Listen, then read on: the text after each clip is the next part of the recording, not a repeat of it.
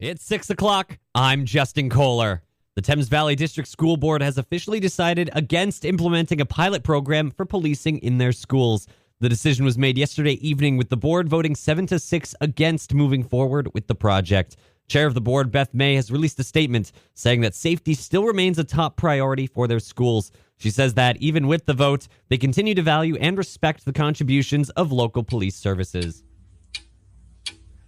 One of the constants that we have in life is that time will always keep moving forward, for better or for worse.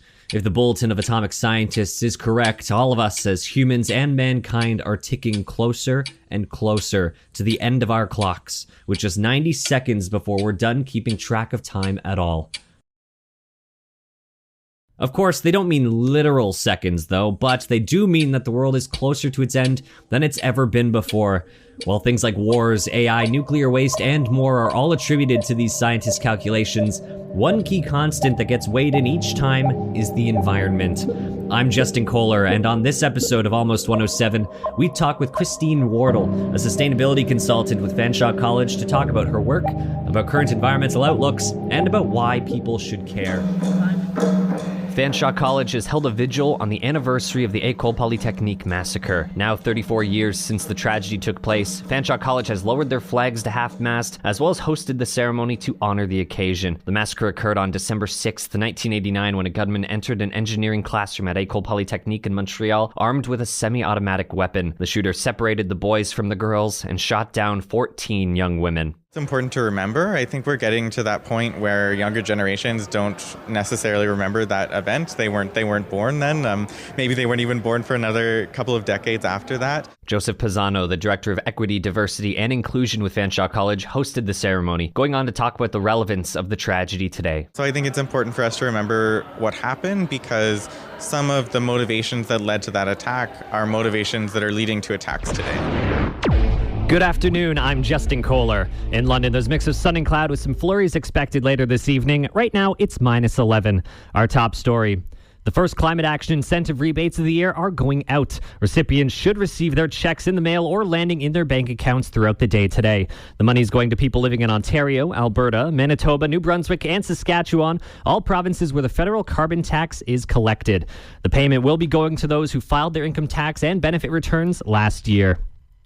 After a mild beginning of the winter, London has seen its first real bout of snow and now its first real period of cold temperatures. XFM reporter Aidan Dura has the details on the city's active weather.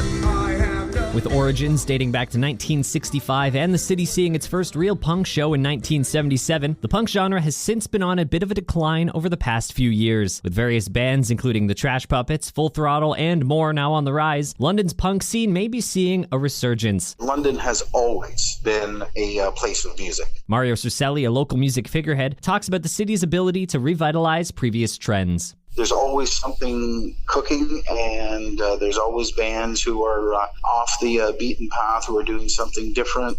And the scene has actually, like I said, it's ebbed and flowed over the last really 100 years. With Fanshawe College's nationally popular music industry arts program, as well as the city soon hosting the Planet Smashers, Catch 22, as well as K-Man and the 45s on November 9th at Aeolian Hall, the city's punk scene is in a good spot to continue to rise. Justin Koehler, XFM News.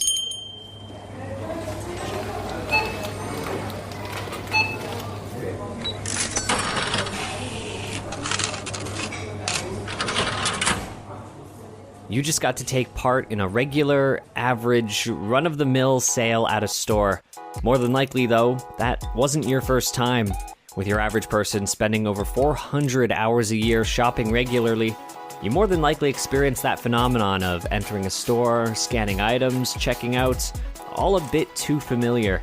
That being said, those familiar sounds have begun changing, and with grocery costs, interest rates, and gas prices all on the rise here in Canada, people may start hearing those sounds less and less going forward. Trends as well are always going up and down in shopping, Malls, specifically see a lot of malls are getting a little smaller, emptier. I'm Justin Koehler, and on this episode of Almost 107, we'll shop around for some more info on the current landscape of local retail sales following a pandemic, inflation, and more, to see just what has happened in the sector, what things look like right now, and where they'll likely be heading in the future.